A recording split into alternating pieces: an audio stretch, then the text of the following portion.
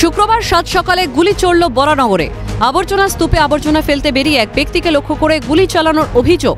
লক্ষ্যভ্রষ্ট হয়ে বরাত জোরে রক্ষা পেলেন 14 নম্বর সংলগ্ন ওয়ার্ড নর্দার্ন পার্ক এলাকার বাসিন্দা বিকাশ মজুমদার।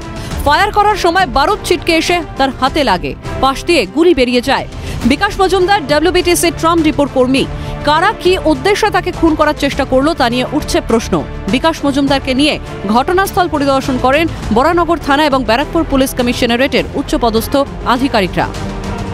কারোর সঙ্গে কোনো শত্রুতা ছিল না, কোনো রাজনৈতিক দলের সঙ্গেও তিনি যুক্ত ছিলেন না।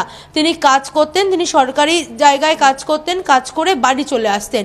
কিন্তু তারপরেও কেন এই ঘটনা ঘটলো তা নিয়ে উঠছে প্রশ্ন। ভালো লাগছে না, এখন কিছু বলতে পারছি না, পরে বলবো যা বলবো। বাড়ির 5টা ছেলের কোনো শত্রুতা আছে বলে আমি জানি না, কারণ এরা খুবই ভালো ছেলে। আমার পাশ দেওয়া আমার 5 ভাই, তো আমার স্বামীরা 5 ভাই খুবই ভালো। এরা না কিছুই বুঝতে পারছি না ম্যাম। এলাকাবাসীরা জানাচ্ছেন 2 বছর আগেও এলাকায় ছিনতাইয়ের ঘটনা ঘটেছিল। এবার চলল গুলি, জানি আতঙ্কের পরিবেশ গোটা এলাকায়। জানা গিয়েছে বাইকে আসা 2 যুবক গুলি চালিয়ে বেলঘড়ি এক্সপ্রেসওয়ে ধরে চম্পট দেয়। তাদের মুখে হেলমেট ছিল, পুলিশ সিসি ক্যামেরায় ফুটেজ খতিয়ে দেখছে।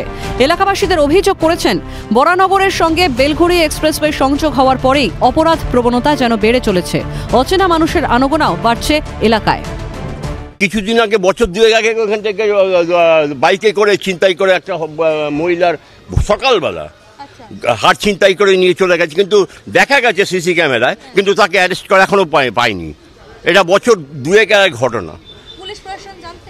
সবাই এসছে, সবাই সবকিছু সিসি ক্যামেরায় সবকিছু নিয়েছে, তারপরও কোনো এটার কোনো ইয়ে হয়নি। এলাকায় কি নিরাপত্তা নেই? নিরাপত্তা ঠিক করে বুঝবো, নিরাপত্তা আছে কিনা? পুলিশ কি সারাদিন ঘুরে বেড়ানি, কিচ্ছু নিরাপত্তা নেই। ওটা নিরাপত্তা যার তার। একটা ছিনতাই হয়েছিল অনেকদিন আগে, 5-7 বছর আগের কথা। তার মধ্যে এরপর আর এখানে কোনো রকম অসামাজিক কাজ বা এরকম ধরনের কাজ হয়নি, কোনোদিন গুলি চলেনি। নজরদারি নিয়ে প্রশ্ন করা হলে তৃণমূল কাউন্সিলর দাবি করেছেন প্রশাসনের যথেষ্ট সজাগ রয়েছে। ইতিমধ্যে এ নিয়ে তদন্তও শুরু হয়েছে। ঘটনাগুলো ঘটায় তো সামাজিক চেতনা যতদিন না মানুষের মধ্যে পুরোপুরি আসবে, তো কিছু কিছু এরকম বিক্ষিপ্ত ঘটনা দেখা যাবে। কোনো বিক্ষিপ্ত ঘটনাই আমাদের কাম্য নয়। আমরা সবসময় চেষ্টা করি যাতে এলাকায় আলো পর্যাপ্ত থাকে বা এলাকায় অন্য লোকজন ঘোরাঘুরি না করে। কিন্তু সিসিটিভি আছে, অনেক আছে এখানে, সব সময় মানে প্রায় দেখুন আপনি প্রত্যেকটা বাড়িতেই আছে। এবার অনেক সময় কি হয় বলুন তো, মানুষের সিসিটিভি রয়েছে বাড়িতে, হয়তো তারা দেখলো না যে সেটা আদৌ সেখানে স্টোরেজ হচ্ছে কিনা বা সেটা সক্রিয় আছে কিনা। অনেক সময় মানুষ এইগুলো, তো শত্রু কেউ নেই, আবার কেউ কোনো রকম লুট করতেও আসেনি যে টাকা চেয়েছে, সোনাদানা চেয়েছে, সেটাও নয়। এটা ভেতরের কিছু ধারণা করছে থানার পুলিশ, ইনভেস্টিগেশন করে নিজেদের কোনো চক্রান্ত হতে পারে সেটাই ভাবছে। এখন দেখা যাক কি হয়। এদিন ঘটনাস্থলে যান বরানগরের বিধায়ক সায়ন্তিকা বন্দ্যোপাধ্যায়। তিনি আরও নজরদারি বাড়ানোর কথা বলেন। সিসিটিভি বসানোর পাশাপাশি এলাকায় মোড়ে মোড়ে পুলিশ পিকেট বসানোর চিন্তাভাবনা রয়েছে বলে বিধায়ক জানান। এখানে কিছু ফুটেজ পেয়েছে, কিন্তু সেইগুলো পার্সোনাল বিল্ডিংয়ের সিসিটিভি ক্যামেরা থেকে ফুটেজ পেয়েছে, কিন্তু প্রশাসনের তরফ থেকেও এই জোনগুলোতে সিসিটিভি ক্যামেরা আমাদের লাগাতে হবে।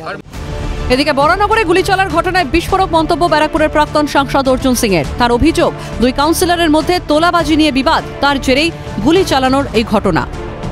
14 নম্বর ওয়ার্ডে কাউন্সিলর মেজো এলাই শান্তানু মজুমদার আর ওখানকার যে ওয়ার্ড প্রেসিডেন্ট আছে সুভাশিস, এরা 1 নম্বর ওয়ার্ডে, পাশেই ওয়ার্ড আছে 1 নম্বর, ওখানে কোনো মহিলা কাউন্সিলর আছে।